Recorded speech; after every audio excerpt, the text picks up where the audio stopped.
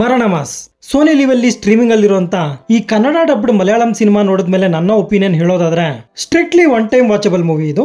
ಒಂದ್ಸಲ ನೋಡಬಹುದು. ಈ ಸಿನಿಮಾನ Malayalam star actor Tovino Thomas ಅವರು ಪ್ರೊಡ್ಯೂಸ್ ಮಾಡಿರ್ತಾರೆ. ಕಾಮಿಡಿ ಪಾತ್ರಗಳಲ್ಲಿ ಹೆಚ್ಚಾಗಿ ಕಾಣಿಸ್ಕೊಳ್ಳುವಂತ ಬಸಿಲ್ ಜೋಸೆಫ್ ಅವರು ಈ ಸಿನಿಮಾದ ಮೇನ್ ಲೀಡ್ ಅಲ್ಲಿ ಆಕ್ಟ್ ಮಾಡಿರ್ತಾರೆ. ಇವರು ನಟಿಸಿರುವಂತ ಬಹುತೇಕ ಸಿನಿಮಾಗಳಲ್ಲಿ ಆಡಿಯನ್ಸ್ ನ ನಗಿಸಿರ್ತಾರೆ. ಆದ್ರೆ ಆ ಎಕ್ಸ್ಪೆಕ್ಟೇಷನ್ಸ್ ಇಟ್ಕೊಂಡು ಸಿನಿಮಾ ನೋಡೋರಿಗೆ ಖಂಡಿತ ಈ ಸಿನಿಮಾ ನಿರಾಸೆ ಉಂಟು ಮಾಡುತ್ತೆ.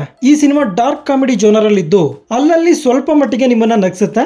ಎಂದಿನಂತೆ ಬಸಿಲ್ ಜೋಸೆಫ್ ಅವರು ತಮ್ಮ ಡಿಫರೆಂಟ್ ಮ್ಯಾನರಿಸಮ್ ಇಂದ ಇಲ್ಲೂ ಕೂಡ ನಗಿಸ್ತಾರೆ. ಇನ್ನು ಸಿನಿಮಾದ ಪ್ಲಾಟ್ ವಿಷಯಕ್ಕೆ ಬರೋದಾದ್ರೆ, ಒಬ್ಬ ಸೀರಿಯಲ್ ಕಿಲ್ಲರ್ ವಯಸ್ಸಾದವ್ರನ್ನ ಟಾರ್ಗೆಟ್ ಮಾಡಿ ಅವರನ್ನ ಸಾಯಿಸಿ ಅವರ ಬಾಯಿಗೆ ಬಾಳೆಹಣ್ಣಿಟ್ಟು ಹೋಗ್ತಿರ್ತಾನೆ. ಸಿನಿಮಾ ಸ್ಟಾರ್ಟ್ ಆದ ಸ್ವಲ್ಪ ಹೊತ್ತಿಗೆ ಸೀರಿಯಲ್ ಕಿಲ್ಲರ್, ಹೀರೋ, ಹೀರೋಯಿನ್ ಹಾಗೂ ಬಸ್ ಅಲ್ಲಿರುವಂತ ಬಸ್ ಕಂಡಕ್ಟರ್ ಹಾಗೂ ಡ್ರೈವರ್ ಇವರೆಲ್ಲರೂ ಒಂದು ಬಸ್ ಅಲ್ಲಿ ಒಂದು ತೊಂದರೆಯಲ್ಲಿ ಸಿಕ್ಕಾಕೊಂತಾರೆ. ಆ ನಂತರ ಇವರೆಲ್ಲ ಸೇರ್ಕೊಂಡು ಹೇಗೆ ಸೀರಿಯಲ್ ಕಿಲ್ಲರ್ ನ ಪೊಲೀಸ್ ಅವ್ರಿಗೆ ಒಪ್ಪಿಸ್ತಾರೆ ಅನ್ನೋದೇ ಸಿನಿಮಾದ ಒನ್ಲೈನ್ ಸ್ಟೋರಿ. ಯೂಶುವಲಿ ಮಲಯಾಳಂ ಸಿನಿಮಾಗಳು ಸ್ಲೋ ಆಗಿ ಸ್ಟಾರ್ಟ್ ಆಗಿ ನಿಧಾನಗತಿಯಲ್ಲಿ ಸ್ಪೀಡ್ ಕಂಡುಕೊಳ್ತವೆ. ಆದ್ರೆ ಈ ಸಿನಿಮಾ ಸ್ಟಾರ್ಟಿಂಗ್ ಇಂದನೇ ಸ್ಪೀಡ್ ಆಗಿರುತ್ತೆ. ಸಿನಿಮಾದ ಸ್ಟಾರ್ಟಿಂಗ್ ಅಲ್ಲೇ ಸೀರಿಯಲ್ ಕಿಲ್ಲರ್ ಯಾರು ಅನ್ನೋದನ್ನ ರಿವೀಲ್ ಮಾಡ್ಬಿಡ್ತಾರೆ. ಈ ಸಿನಿಮಾದ ಮುಕ್ಕಾಲು ಭಾಗ ಒಂದು ಬಸ್ ಅಲ್ಲೇ ನಡೆಯುತ್ತೆ. ನಿರ್ದೇಶಕರು ಬಸ್ ಅಲ್ಲಿ ಪ್ರಯಾಣ ಮಾಡುವಂತ 5 ಜನರಿಗೂ ಕೂಡ ಒಂದು ಬ್ಯಾಕ್ ಸ್ಟೋರಿಯನ್ನ ಇಟ್ಟಿದ್ದಾರೆ. ಈ ಸಿನಿಮಾದಲ್ಲಿ ನಟಿಸಿರುವಂತ ಪ್ರತಿಯೊಂದು ಪಾತ್ರ ಕೂಡ ನಮ್ಮನ್ನ ನಗಿಸೋದಕ್ಕೆ ಟ್ರೈ ಮಾಡುತ್ತೆ. ಡಾರ್ಕ್ ಕಾಮಿಡಿ ಸಿನಿಮಾಗಳನ್ನ ಇಷ್ಟಪಡೋರು ಈ ಸಿನಿಮಾನ ಸ್ವಲ್ಪ ಮಟ್ಟಿಗೆ ಎಂಜಾಯ್ ಮಾಡ್ತಾರೆ.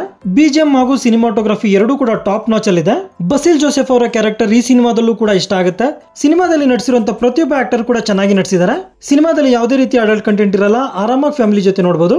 ಸೊ ಇದಾಗಿರುತ್ತೆ ಮರಣ ಮಾಸ್ ಸಿನಿಮಾದ ಬಗೆಗಿನ ನನ್ನ ಒಂದು ಒಪಿನಿಯನ್. ಈ ವಿಡಿಯೋ ನಿಮ್ಗೆ ಇಷ್ಟ ಆಗಿದ್ರೆ ಒಂದು ಲೈಕ್ ಕೊಟ್ಟು ನನ್ನ ಚಾನೆಲ್ ನ ಸಬ್ಸ್ಕ್ರೈಬ್ ಮಾಡ್ಕೊಳ್ಳಿ. Thank you.